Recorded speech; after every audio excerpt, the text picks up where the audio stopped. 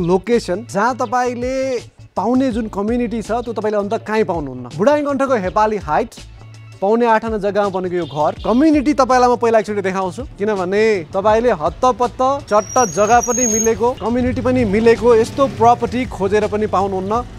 This is the area. आउनको लागि तपाईले दुईटा गाडी पास हुने मज्जाको बाटो पाउनुहुन्छ र तपाईको यो जुन मेन गोलफुटारको मेन हाइवे छ त्यहाँबाट एकदमै नजिक। अब यो प्राइसलेस छ कम्युनिटी। अब यो सेक्युरिटीको हिसाबले, इन्भाइरोमेन्टको हिसाबले शान्ति छ। भित्र घरमा 4 वटा बेडरुम, 2टा attach bathroom, living kitchen, dining, 2-3 गाडी पार्किङ हुन्छ। यतापट्टि पूर्व मोडा भयो, यता दक्षिण मोडा भयो। भित्र आएर तपाईले टक्क हेर्नुभयो नि बिहान मजाले घाम लाग्छ, उज्यालो छ।